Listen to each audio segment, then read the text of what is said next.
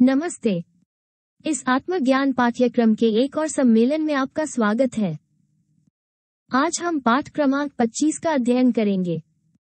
यह एक बहुत ही महत्वपूर्ण व्याख्यान है क्योंकि इसका उद्देश्य छात्रों को एक गूढ़ विद्यालय को एक छद्म गूढ़ विद्यालय से अलग करना सीखना है और यह समझने में सक्षम होना है कि वे इस ज्ञान में कहाँ खड़े हैं और गूढ़ कार्य का अनुभव वास्तव में कब शुरू होता है। एक्सोटेरिकिज्म। आइए ये समझाकर शुरू करें कि एक्सोटेरिकिज्म क्या है। इसका अर्थ है बाह्य ज्ञान। ये ज्ञान बाहरी दुनिया में पुस्तकों या पाठ्यक्रमों के माध्यम से प्राप्त होता है।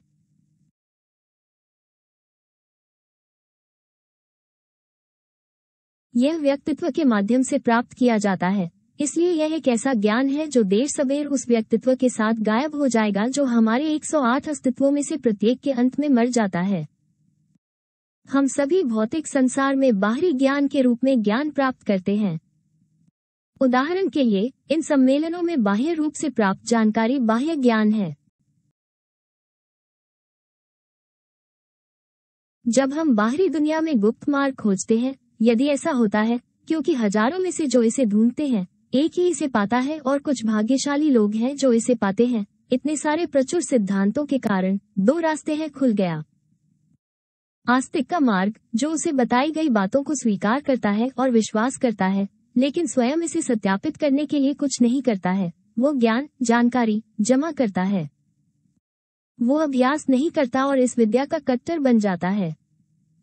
अभ्यासी का पथ, जो तब तक अनुभव करता है जो उसे सिखाया गया है जब तक वो स्वयं जांच और सत्यापन नहीं कर लेता। वो मेसोटेरिक में प्रवेश करता है, मंच जो उसे गूढ़ कार्य की ओर ले जाएगा।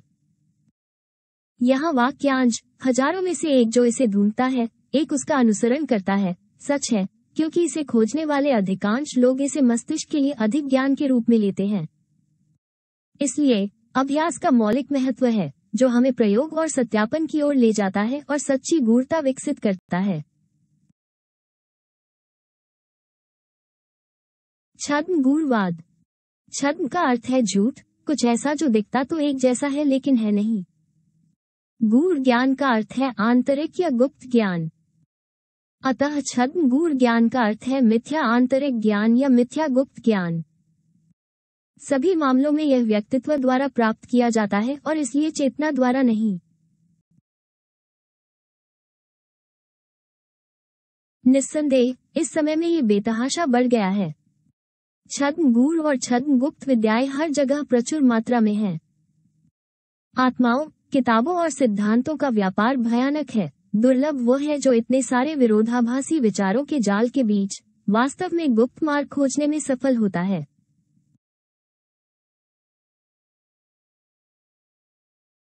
दुनिया कभी भी इतनी भौतिकवादी नहीं थी जितनी आज है और फिर भी इतनी तुच्छ और आध्यात्मिक है। हम ये भी देखते हैं कि आज अधिकांश लोग अपनी भौतिक इच्छाओं को पूरा करने के लिए छद्म गूढ़ता का उपयोग करना चाहते हैं। ताश फेंकने वाली जादूगरनियां, सम्मोहित करने वाले माध्यम, अध्यात्मवादी, सुझाव देने वाले जादूगर, उपचारक, सभी प्रकार के धोखेबाज हर जगह झुंड में रहते हैं। वे सार्वजनिक रूप से और गुप्त रूप से झुग्गियों और महलों में देखे जाते हैं। आजकल उन लोगों में बेतुकी, काल्पनिक और शानदार चीजों पर विश्वास करने की प्रवृत्ति बढ़ रही है जो वास्तव में वास्तविक गूढ़ता को नहीं जानते हैं। निस्संदेह, चुड़ैले, जादूगरनी और काले जादूगर जंगली घास की तरह प्रचुर मात्रा में हैं। हालांकि वे संत नहीं हैं, नहीं पैगंबर, नहीं श्वेत भाईचारे के अनुयायी हैं। इन सब में सबसे गंभीर है बौद्धिक आकर्षण। मन में जो कुछ भी आता है, उसे सख्ती से बौद्धिक रूप से खिलाने की प्रवृत्ति होती है।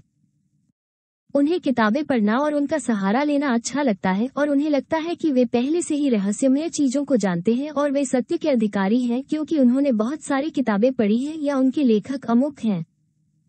इस सारे शब्द जाल का परिणाम भ्रम और स्पष्ट भटकाव है। यही कारण है कि हम ऐसे कई सिद्धांत देखते हैं जो एक दूसरे का खंडन करते हैं, किताबें और अलग अलग परिकल्पनाएं जो हर जगह प्रचुर मात्रा में है और हर कोई विषय पर सही प्रयोग या सत्यापन किए बिना इन मान्यताओं का पूरी ताकत से बचाव कर रहा है। जब वास्तव में सबसे महत्वपूर्ण बात मन के सभी स्तरों पर स्वयं को गहराई से जानना है।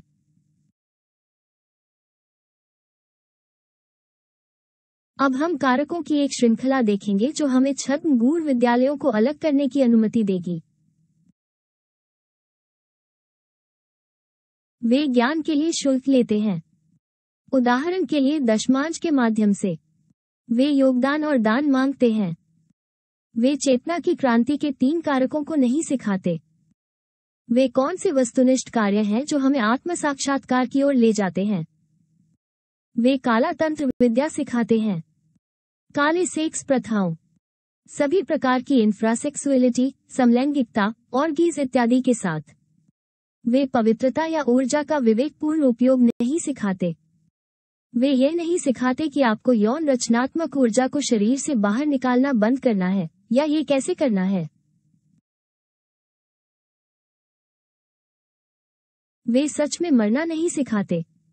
यद्यपि वे अहंकार की मृत्यु के बारे में बात करते हैं, लेकिन वे यह नहीं सिखाते कि अहंकार वास्तव में कैसे समाप्त होता है। कुछ लोग अहंकार को स्वीकार करने योग्य चीज के रूप में भी बोलते हैं। वे यह नहीं सिखाते कि कर्म का भुगतान नकद में किया जाता है, नहीं यह कि इस पर बातचीत की जा सकती है और इसे कैसे किया जाए। वे कहते हैं कि सभी सड़कें रोम की ओर जाती हैं। वे अनुसरण करने के लिए कोई स्पष्ट और वस्तुनिष्ठ मार्ग स्थापित नहीं करते हैं।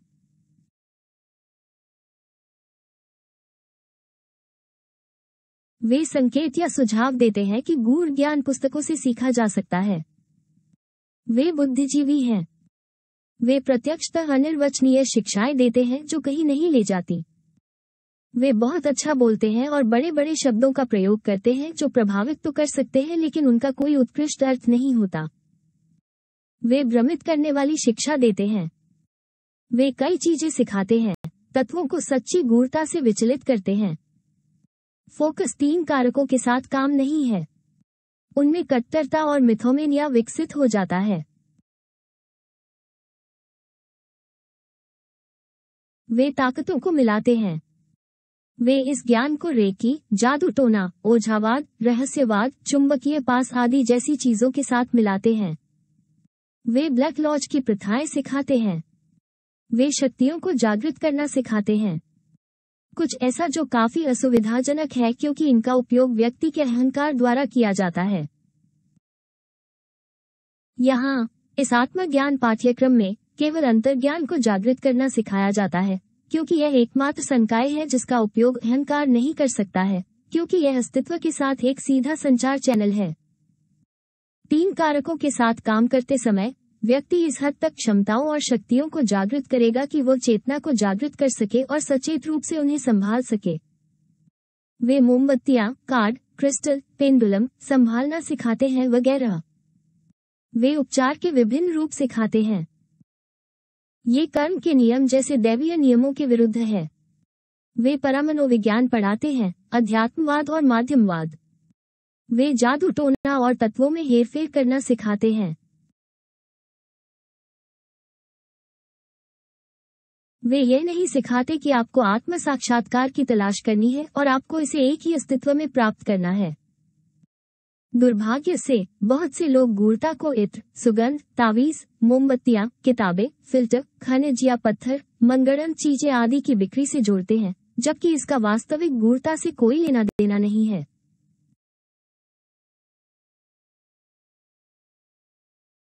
एक सफेद जादूगर और एक काले जादूगर के बीच मुख्य अंतर उनके ज्ञान की गुणवत्ता है।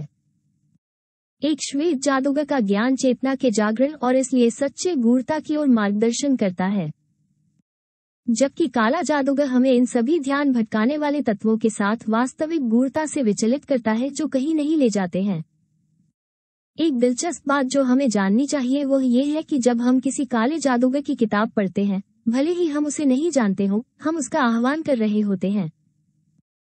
दूसरे, जब हम शक्तियों को जोड़ते हैं तो मूल शक्ति नष्ट हो जाती है, जबकि एक तीसरी शक्ति उत्पन्न होती है जो विनाशकारी होती है। ऐसा तब होता है जब हम ज्ञान को अन्य प्रथाओं के साथ मिलाते हैं जिनका वास्तविक गूढ़ता से कोई लेना देना नहीं होता है। छद्म गूढ़तावाद निचले मनोविज्ञान का प्रबंधन करता है, कुंडबफर को सक्रिय करता है, अंग और अहंकार की सेवा में काली क्षमताएं विकसित करता है, साथ ही हमें धीरे धीरे अपने अस्तित्व से दूर ले जाता है और स्वयं को महसूस करने की ईमानदार इच्छा खो देता है। धीरे धीरे अपने अस्तित्व पर से विश्वास खत्म हो जाता है और हम विदेशी तत्वों पर भरोसा करने लगते हैं। अब हम देखेंगे कि गूढ़ता वास्तव में क्या है। इसका अर्थ है आंतरिक ज्ञान या गुप्त ज्ञान। सच्चा गूढ़वाद आत्मज्ञान चाहता है, जो केवल हमारी आंतरिक दुनिया में ही पाया जाएगा। ये ज्ञान चेतना के लिए है। इस ज्ञान को किसी बाहरी स्थान, किसी आचरण नियमावली, पुस्तक या अध्ययन केंद्र से बाहरी दुनिया में प्राप्त करना संभव नहीं है। ये ज्ञान अंतःलोकों में चेतना को प्राप्त होता है।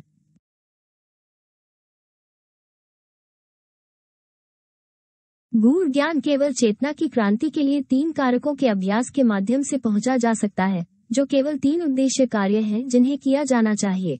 अहंकार को खत्म करने के लिए मनोवैज्ञानिक मृत्यु, हमारे अस्तित्व के अस्तित्वगत शरीर बनाने के लिए आध्यात्मिक जन्म, और दूसरों के लिए निस्वार्थ प्रेम विकसित करने और हमारे आंतरिक कार्य में आगे बढ़ने के लिए गुणों को विकसित करने के लिए मानवता के लिए बलिदान।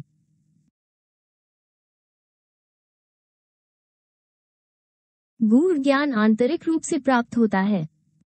जिस हद तक हम चेतना को मुक्त करते हैं, प्रत्येक जारी चिंगारी को वो ज्ञान प्राप्त होता है जो उसके व्यवसाय के अनुसार उससे मेल खाता है। वहाँ हमारे भीतर हम ब्रह्मांड और उसमें मौजूद हर चीज के बारे में और अपने अस्तित्व के बारे में ज्ञान प्राप्त करेंगे। जब आंतरिक रूप से हमें गूढ़ ज्ञान प्राप्त होता है, उदाहरण के लिए बंद किताबों में सचेतन सूक्ष्म प्रकटीकरण के माध्यम से, यह विशेष रूप से हमारे अस्तित्व के लिए एक ज्ञान है। इसे बाहरी दुनिया में प्रकट नहीं किया जा सकता, इस कारण हमें चुप रहना आना चाहिए। लेकिन अगर इसे खुली किताब में प्राप्त किया जाए तो इसे हमारे छात्रों तक पहुंचाया जा सकता है। यह एक शिक्षण है जिसे साझा किया जा सकता है। प्रत्येक प्राणी का अपना ज्ञान होता है। जिस हद तक चेतना जागृत होती है और हम प्रकृति के साथ सामंजस्य स्थापित करते हैं, हमें वो ज्ञान मिलता है जो हमारे पास बहुत पहले था। हम वो सब कुछ भी याद रखेंगे जो हमने प्रकृति के विभिन्न साम्राज्यों से गुजरते हुए सीखा था।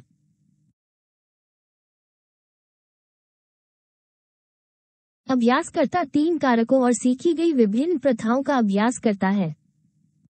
यह महानतम रहस्यों से शुरू होता है, पहले पर्वत को खत्म करने तक पहले 5 निकायों को पुनर्जीवित करना और बनाना।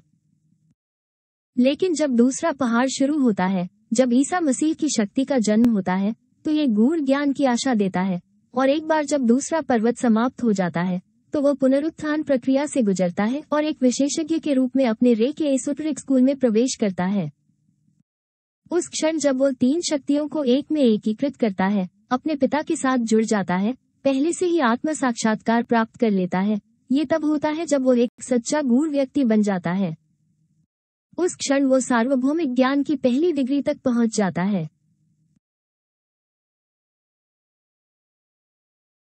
जैसा कि आप देख सकते हैं, ये बहुत लंबा रास्ता है। अधिकांश छात्र अब तक व्याख्यान सुनते समय एक गूढ़ व्यक्ति की तरह महसूस करने की गलती करते हैं। सुप्रासेक्स का अभ्यास शुरू किए बिना ही पहल महसूस होना, पहले दोष को दूर किए बिना पवित्र महसूस करना, वे अभ्यास शुरू किए बिना ही अभ्यासी जैसा महसूस करते हैं। ये सब कट्टरता और मिथोमेनिया जैसी अन्य बुराइयों के साथ मिश्रित पहचान की झूठी भावना के कारण है। जैसा कि हम देख सकते हैं, गूढ़तावाद फूंकने और बोतलें बनाने का मामला नहीं है जैसा कि कई लोग सोचते हैं, और नहीं यह कोई ऐसी चीज है जिसे हम किताबों में सीख सकते हैं जैसा कि कई अन्य लोग घोषित करते हैं और अनुशंसा करते हैं।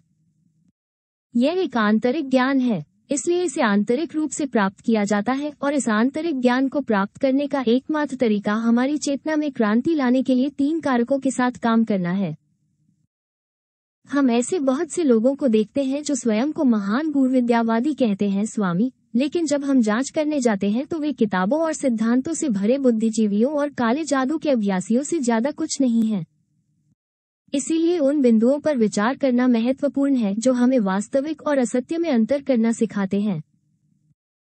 5वें आयाम या सूक्ष्म जगत में अनुसंधान के माध्यम से हम उन स्कूलों और लोगों की जांच कर सकते हैं जो खुद को गूढ़ या रहस्यमय कहते हैं और इस तरह खुद को धोखा देने और सच्चे मार्ग से भटकने की अनुमति नहीं देते हैं। खैर, यह आज का सम्मेलन है। हमारे साथ जुड़ने के लिए आपका बहुत बहुत धन्यवाद। यदि आपके कोई प्रश्न है तो आप उन्हें टिप्पणियों में छोड़ सकते हैं और उनका उत्तर दिया जाएगा।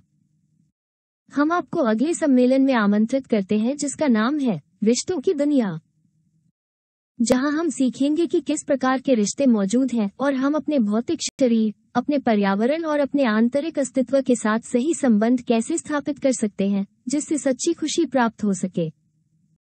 जब तक अगली बार